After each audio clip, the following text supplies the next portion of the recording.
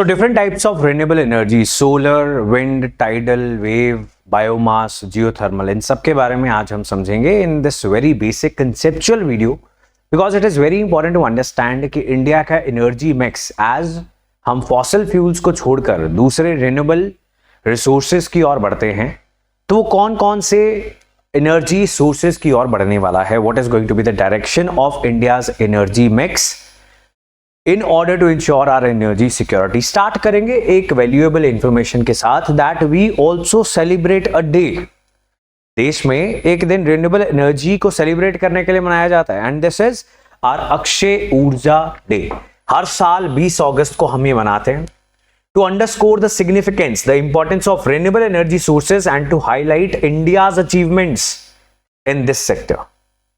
2014 में हमारी जो टोटल एनर्जी बनती थी उसमें रिन्यूएबल एनर्जी से बनने वाली एनर्जी का शेयर हुआ 76.38 गीगावाट, और इसमें 165% का इंक्रीज हुआ 10 साल के अंदर, and 203 gigawatt. So we are doing decent in terms of the additional capacity that we are adding। जो नई एनर्जी बन रही है वो एक बड़ा हिस्सा उसका आ रहा है सोलर एनर्जी से, विंड एनर्जी से, बायोमास एनर्जी से।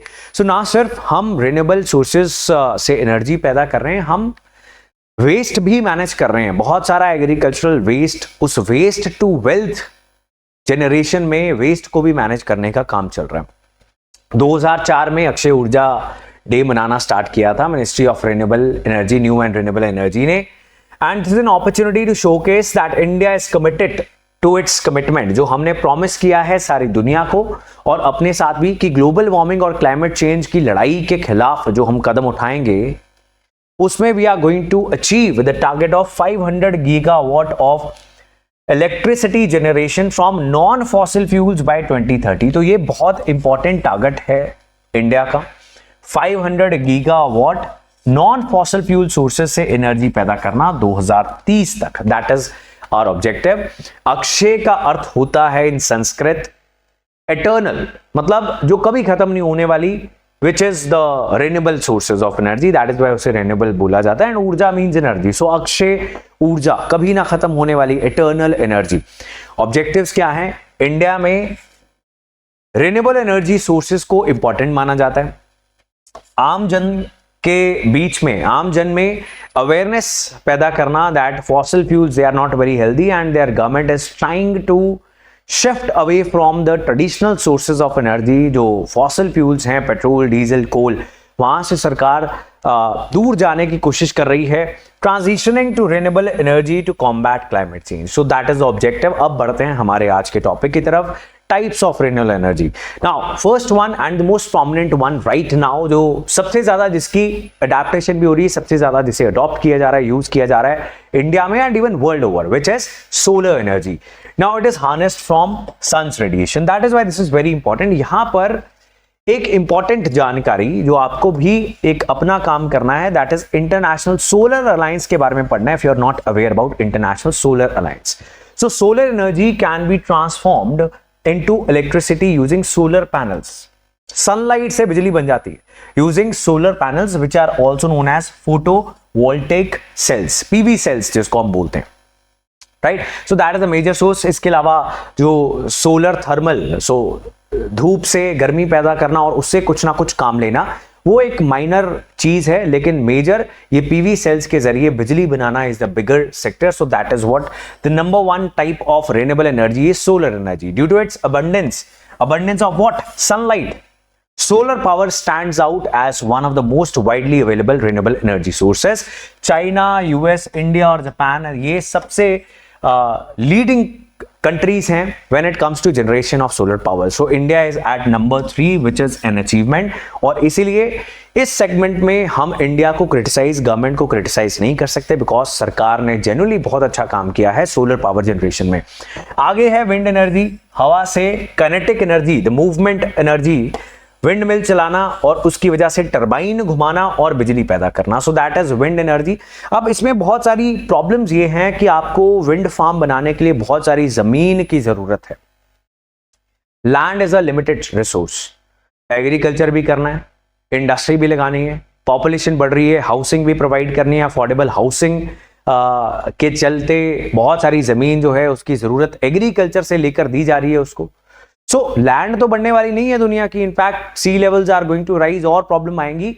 तो ये एक बड़ा चैलेंज है। विंड एनर्जी क्यों इतनी सक्सेसफुल नहीं हुई जितनी सोलर एनर्जी हुई। सोलर एनर्जी को आप अपनी छत पे रूफटॉप के जरिए भी लगा सकते हो। भारत सरकार भी रूफटॉप से रिलेटेड बहुत सारी गवर्नमेंट इनिशिएटिव्स लॉन्च कर चुकी है। सोलर पंप्स लगा के किसानों की मदद करने की कोशिश की जा रही है। सो इजी टू इंस्टॉल है सोलर, विंड नहीं है। इसीलिए ऑफशोर एंड ऑनशोर मतलब जमीन के ऊपर विंड फार्म्स बनाना।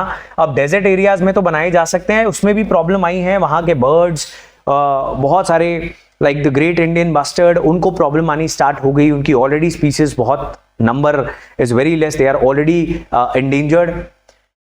सो आप समुंदर में बना सकते हो। So that is known as offshore.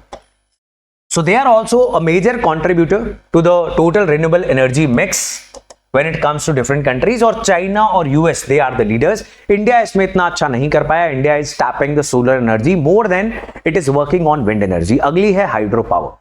Again turbine घुमाना, लेकिन अब हम हवा से नहीं घुमा रहे। We are generating electricity by using water.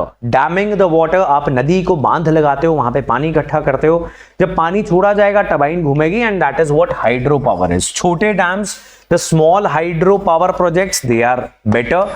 Large hydro power projects में देखा गया है कि वो नुकसान भी बहुत कर सकते हैं, लाइक अर्थक्वेक्स इंड्यूस कर देते हैं, हिमालयन रीजन्स में लैंडस्लाइड्स हो जाती हैं। तो इसलिए स्मॉल हाइड्रो पावर को अच्छा माना जाता है। इसमें China, Brazil, Canada, they are the largest consumers of hydro power across the globe. आगे चलते हैं बायोमास। तो जितना भी एग्रीकल्चरल वेस्ट है, प्लांट रेजिड्यूज हैं, फार्म वेस्ट है, खराब लकड़ी है, किचन वेस्ट है, इन सबको हार्नेस किया जा सकता है, इसका इस्तेमाल किया जा सकता है to convert it into biomass. तो बायोमास बनाने के लिए we can use this. So these products, all these organic materials, जब ये waste हो जाते हैं, they can be heated, converted to liquid or gaseous fuels, right? So biogas हो गई, biofuels हो गए, all these are examples of biomass energy. So जितना हम घरों से, हाउसहोल्ड से, शहरों से, एग्रीकल्चर से, इंडस्ट्री से वेस्ट जनरेट करते हैं, उसमें जितना भी ऑर्गेनिक वेस्ट है उसका इस्तेमाल हो सकता है इन producing biomass energy. Next is geothermal. Geo means earth. Thermal is धरती की गर्मी. Thermal means warm, heat. So using Earth's internal heat, this form of energy is derived. आप जाते हो कहीं ना कहीं घूमने, वहां पे गर्म पानी के वो होते हैं तालाब से, राइट? वाटर हॉट स्प्रिंग्स जिसको बोला जाता है, हॉट वाटर रिजर्वॉयर्स जहां पर भी होते हैं, वहां से हीट जनरेट होती है। जैसे किसी भी चीज को, पानी को उबाल के हीट निकलती है और फिर इस हीट से टरबाइन घुमाने का काम किया जाता है, वैसे ही जियोथर्मल एनर्जी में भी जो धरती की नेचुरल हीट है उसका इस्तेमाल किया जाता है to generate energy, to generate power. So that form of power is known as geothermal energy. This occurs at various depths and varying temperatures below the Earth's surface. These geothermal resources can be used for electricity generation and direct heating application. वैसे ही solar जैसे direct heating के लिए भी use हो सकता है, तो आपको कोई ना कोई और फ्यूल से बनी हुई बिजली यूज नहीं करनी पड़ेगी, डायरेक्ट हीटिंग के लिए भी इस्तेमाल कर सकते हो. यहां से जो स्टीम निकलती है उसका इस्तेमाल करके भी आप बिजली पैदा कर सकते हो. So that is geothermal. So these plants produce electricity, they utilise steam और hot water from underground reservoirs. इसमें यूएस, इंडोनेशिया और फिलीपींस ने बहुत अच्छा काम किया है in terms of energy production. Then next है tides and waves. Tides जो gravitational pull की वजह से बनती हैं. हाई टाइड, लो टाइड, पानी ऊपर चला गया, नीचे आ गया, तो जब ऊपर गया पानी और जब नीचे जाएगा तो आप वहां पर भी टर्बाइंस घुमाने का इस्तेमाल कर सकते हो. सिमिलरली वेव्स जो हैं, they are having their own force. So both tides and waves, their force, their movement can be used to generate electricity. In the similar manner जैसा डैम्स में हो रहा है, जैसे हाइड्रो पावर में हो रहा है, वैसे ही यहां पर आप टाइडल वेव्स जो ग्रेविटी की वजह से बनती है एंड वेव्स जो हैं वो विंड की वजह से बनती है, right? One wave is pushing. अब ये सारा कुछ आप ज्योग्राफी में करते भी हो. सो इन दोनों को हार्नेस कर लेते हैं तो टाइडल और वेव एनर्जी भी बन जाती है. South Korea, France, UK, they are the leading consumers of tidal energy. So that is all. These are the different types of renewable energy. Akshay Urja day के बारे में भी आज आपने जान लिया. Make sure you subscribe to this channel if you are new. ऐसी और वीडियोस आपको मिलती रहेंगी. Goodbye.